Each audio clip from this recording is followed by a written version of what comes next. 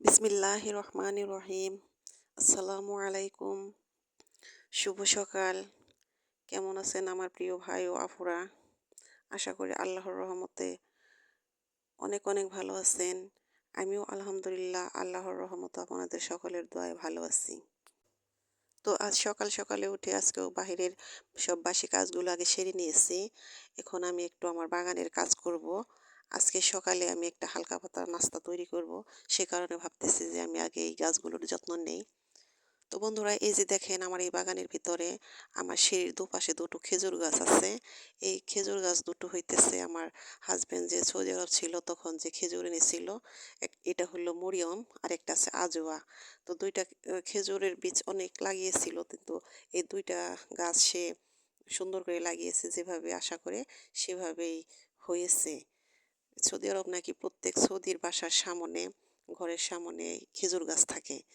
তো সে আশা করে সেই গাছ দুটো লাগিয়েছে। তো বাংলাদেশে এই খেজুর গাছ বুনলে নাকি হয় না, একটু বড় হলে মাটিতে যে উই থাকে উই পোকায় ধরে গাছগুলো মেরে ফেলে। তো তার জন্য এটার গোড়াতে পাথর কুচি আর হলে ইটের কুচি এগুলো দিয়ে দেওয়া হয়েছে। গাছগুলো এখনো ভালো আছে। যদি বেঁচে থাকে, যদি রিজিকে থাকে, তাহলে হয়তো দেখতে পারবো যে এটায় কি ফল ধরে না ধরে। একটা হলো মরিয়ম খেজুর আর একটা হলো আজুয়া খেজুর। তো বন্ধুরা, আমি চলে এসেছি সকালের নাস্তাটা রেডি করব।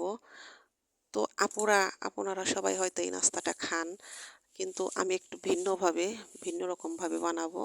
যারা ফ্রাই প্যানে বানান তাদেরকে বলছি না, যারা কড়াইতে বানান তাদেরকে বলছি। তো তার জন্য আমি পেঁয়াজ কাঁচামরিচ কুচি করে কেটে ভালো করে লবণ দিয়ে এটাকে পিষে নিয়েছি। তারপরে পরিমাণ মতো পানি এর সাথে অ্যাড করব। তো আপু ও ভাইয়ারা যে যেখান থেকে আমার এই ভিডিওটা দেখছেন, কাছে দূরে, দেশ বিদেশে, তাদেরকে আমি বলতেছি, যারা নিয়মিত আমার এই ভিডিওটা দেখেন তারা অবশ্যই একটি করে লাইক দিয়ে আমার এই ভিডিওটা দেখবেন, কমেন্ট করবেন। আর যে আপু ও ভাইয়ারা এখনও আমার এই ভিডিও দেখেননি, নতুন অবস্থায় দেখবেন, তাদেরকে বলছি আমার ভিডিওটা যদি একটু কোথাও ভালো লেগে থাকে তাহলে অবশ্যই সাবস্ক্রাইব করে আমার পাশে থাকবেন। তো আমি ব্যাটারটা তৈরি করে নিতেছি। এখানে পানি দিছি, তারপর ময়দা দিয়ে এটাকে ভালো করে গুলে নিতেছি। এখানে শুধু কাঁচামরিচ, পেঁয়াজ আর হলো লবণটা আমি দিয়ে দিয়েছি। তো এভাবে আমি কড়াইতে দিয়ে দিতেছি। তো এই ব্যাটারটা বেশি পাতলা করি নাই, বেশি পাতলা করলে এটা মচমচা হয় না। তো আমি হালকা এটা হয়েছে আর উঠিয়ে ফেলতেছি। এটা কিন্তু হয় নাই এখনো। দেখেন উপরে কিন্তু এখন রয়েছে, কাঁচাই আছে, শুধু নিচের পিঠটা হয়েছে।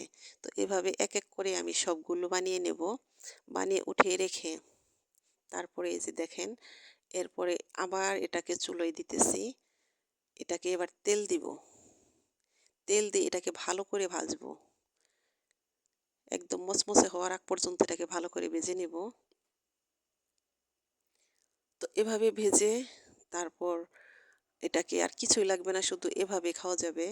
তো এটা আমি মাঝে মাঝে এই রেসিপিটা তৈরি করে খাই, আমার খুব ভালো লাগে।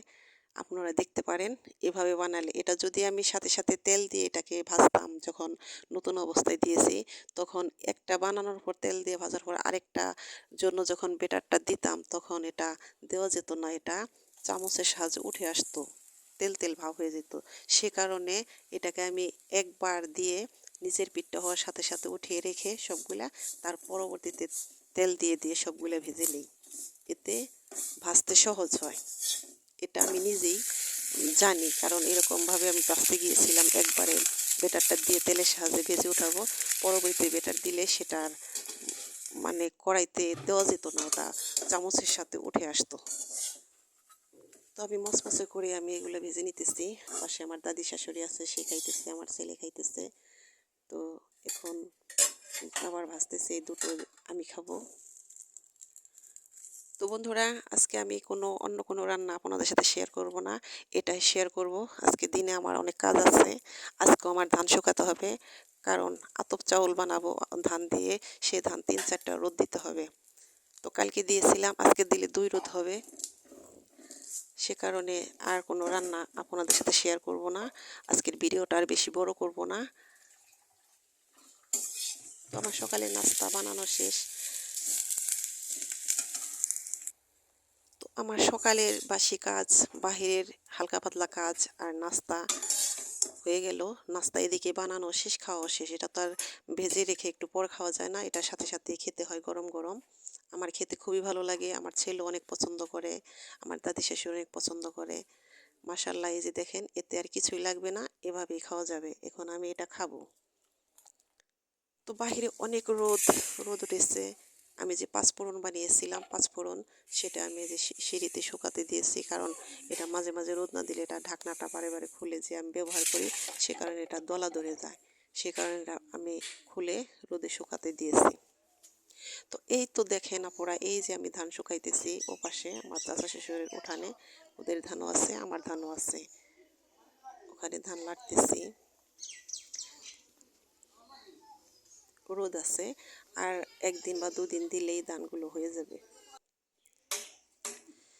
এদিকে বাড়ির ছেলে কি করতেছে দেখেন, আমার ছেলে তানভীর আর আমার দেবরের চাচা শ্বশুরের ছেলে, আহ, নাম সাগর। ওরা দুজনে মিলে, আরও অনেকটি পোলাপান ছিল ছোট ছোট আমাদের বাড়ির, সবাই মিলে বাড়ির বেঞ্চ বানাতেছে। তো ওরা ঠিকঠাক মতো বানাইতে পারতেছে না, আমার চাচা শ্বশুর ওদেরকে হেল্প করতেছে, বাঁশ কেটে সাইজ করে বসিয়ে দিতেছে। তারপর ওরা ঠিকঠাক মতো পারতেছে না, কারণ ওরা তো কোনোদিন এগুলো করেনি, কয়েকদিন ধরে বলতেছে যে বেঞ্চ বানাবো, তাই বানাইতেছে। তো বন্ধুরা, আজ শুক্রবার, আমার রান্না বান্না, গোছল, নামাজ সব শেষ, তারপর আমি ধানগুলো উঠাতে এসেছি। তো বন্ধুরা, আমার এই ভিডিওটা কেমন লাগলো অবশ্যই আমাকে কমেন্ট করে জানাবেন। আর বন্ধুরা, আমরা অবশ্যই একে অপরকে সাপোর্ট করব, কারণ আমরা কেউ কারো সাপোর্ট ছাড়াই করতে পারবো না। আমরা সবাই একসাথে হাত ধরে চলবো, তাহলে হয়তো আমাদের সকলের আশা আল্লাহ পাক পূরণ করে দেবেন। তো এই আশায়, এই প্রত্যাশায় আজকের মতো এখানেই বিদায় নিচ্ছি। তো আপনারা সবাই ভালো থাকেন, আপনাদের শুভকামনায়। আল্লাহ হাফেজ, আসসালামু আলাইকুম।